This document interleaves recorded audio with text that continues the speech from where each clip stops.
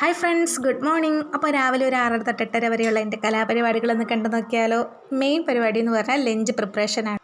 അപ്പം അവിയലിനുള്ളത് അരിഞ്ഞ് വേവിക്കാൻ വെച്ചിരുന്നു, കഷ്ണങ്ങളൊക്കെ വേവിക്കാൻ വെച്ചു, അരപ്പ് റെഡിയാക്കി. ഇനി അരപ്പൊന്ന് വേവുന്നിടം വരെ ഒന്ന് അടച്ച് വെക്കാം.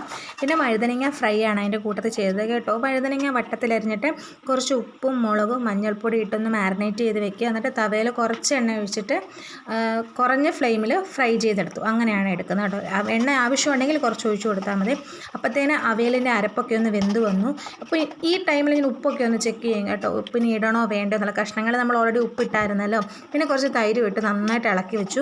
ഇളക്കിയതിന് ശേഷം അതിലേക്ക് കുറച്ച് കറിവേപ്പിലയും കൂടി ഇട്ട് അടച്ച് വെക്കും കേട്ടോ. ഞാൻ വെളിച്ചെണ്ണ മേളിൽ ഒഴിച്ചില്ല, കാരണം ഓൾറെഡി അതിനകത്ത് വെളിച്ചെണ്ണയുടെ പച്ചക്കറി വേവിക്കുന്നതിന് മുന്നേ ഞാൻ വെളിച്ചെണ്ണയ്ക്കകത്തൊന്ന് സോട്ട് ചെയ്തായിരുന്നു. അപ്പോൾ അതിൻ്റേതായ ഇതുള്ളതുകൊണ്ട് ഞാൻ വെളിച്ചെണ്ണ ഒഴിച്ചില്ല. ഇന്നലെ അച്ഛ 10 മുട്ട വാങ്ങിച്ചുകൊണ്ട് വന്നായിരുന്നു.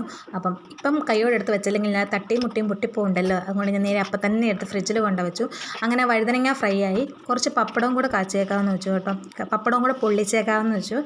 ഞാൻ വറ്റൽമുളകും കൊച്ചുള്ളിയും കൂടെ ഫ്രൈ ചെയ്തിട്ട് ചമ്മന്തി അരയ്ക്കാമെന്നാണ് കരുതിയത്. പിന്നെ ഞാൻ പപ്പടത്തിലേക്ക് സ്കിപ്പായി. അപ്പം ചോറ് നമുക്ക് റെഡിയാക്കാം. ഇനിയും ലഞ്ച് ബോക്സിലേക്ക് എടുത്ത് വയ്ക്കാം കേട്ടോ. ഞാൻ ആദ്യം തന്നെ തൈര് ചെറിയൊരു ടിന്നിലെടുത്തു, പപ്പടം എടുത്തു, പിന്നെ നമ്മുടെ കുത്തിരി ചോറ്, നല്ല ആവി പറക്കുന്ന സുടുസുടാ ചോറെടുത്തു.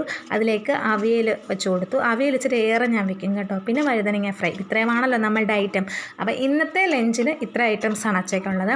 ഇതിനിടയ്ക്ക് അച്ചയ്ക്ക് രാവിലത്തെ ഫുഡും കഴിക്കാൻ കൊടുക്കണം, അതും സെറ്റാക്കുന്നുണ്ട് കേട്ടോ. ഈ സ്പീഡിൽ പോകുന്നതുകൊണ്ട് അതൊന്നും കാണുന്നില്ല. പിന്നെ വെള്ളം ചൂടാക്കാൻ വെച്ചിട്ട് ഇന്നലെ തിളപ്പിക്കാൻ മറന്നുപോയെന്നല്ല, വെള്ളം കൂടി ഇപ്പോൾ തീരെ കുറഞ്ഞു, അതുകൊണ്ട് അതും അങ്ങ് സ്കിപ്പായിപ്പോയി.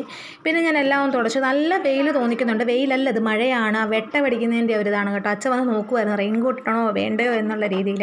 പക്ഷേ റെയിൻകോട്ട് ഇടാതെ പോകാനൊക്കത്തില്ല. മഴ എപ്പോൾ വേണേലും പെയ്യാം, എപ്പോൾ വേണേലും കറണ്ട് പോകാം. അപ്പം ഞാൻ രാവിലെ തന്നെ ക്ലീനിങ് എല്ലാം ചെയ്ത് തീർക്കുവാണ്. അച്ഛൻ എപ്പോൾ പോയിട്ടുണ്ട്. ഇപ്പം സമയം ഒരു 8:45 കഴിഞ്ഞിട്ടുണ്ട് കേട്ടോ. ഒരു 8:45 ആകുമ്പോഴത്തേന് എൻ്റെ പരിപാടി കഴിയേണ്ടതാണ്. ഇനിയും ഉണ്ട്. ക്ലീനിങ് എല്ലാം കഴിഞ്ഞു. ഇനിയും കുറച്ച് പാത്രം കഴുകാനുണ്ട്. സ്ലാബൊക്കെ ക്ലീൻ ചെയ്തിട്ട് കഴിയുമ്പോഴത്തേന് പകുതി പണി കഴിഞ്ഞല്ലോ. ഇനി പാത്രം കഴുകുന്നതാണ്. പാത്രമല്ല, ഇന്നെടുത്ത് കുറച്ച് പാത്രങ്ങൾ അതെല്ലാം കൂടെ ഒന്ന് കഴുകിയെടുത്ത് തവിയും സ്പൂണും എല്ലാം മാറ്റിയിട്ട് അതെല്ലാം ഒന്ന് കഴുകിയെടുത്തു. ഇനിയും വേറെ പരിപാടി ഒന്നും എനിക്കില്ല. ജസ്റ്റ് ഒന്ന് തൂത്ത് വാരണം. പിന്നെ രാവിലത്തെ ഫുഡ് കഴിക്കണം, മെഡിസിൻ കഴിക്കണം, പിന്നെ റെസ്റ്റ്. കറണ്ട് ഉണ്ടെങ്കിൽ മാത്രം എനിക്ക് തയ്ച്ചാൽ മതി, കാരണം എപ്പോൾ വേണേലും കറണ്ട് പോകാം. അതുകൊണ്ട് രാവിലെ ഈ കഴുകും വാരലും എല്ലാം കഴിഞ്ഞ് കഴിഞ്ഞാൽ എനിക്ക് മോട്ടർ അടിച്ചിടാൻ പറ്റും. അല്ലെങ്കിൽ വെള്ളമില്ലെങ്കിൽ എൻ്റെ കാര്യങ്ങളൊന്നും നടക്കത്തില്ല. അങ്ങനെ എൻ്റെ എല്ലാ പരിപാടിയും കഴിഞ്ഞു. അടുക്കളയിൽ എൻ്റെ എല്ലാ പരിപാടിയും കഴിഞ്ഞു. ഇനി ഉച്ചയ്ക്ക് കഴിക്കാനൊന്ന് വരിക, കഴിച്ച പാത്രം കഴുകി വയ്ക്കുക, പിന്നെ വൈകിട്ട് മാത്രം കയറിയാൽ മതി. അപ്പം എൻ്റെ രാവിലത്തെ കിച്ചൺ ഡ്യൂട്ടി കഴിഞ്ഞു. ഇത് തുടരുന്നതാണ് കേട്ടോ ഇനിയും.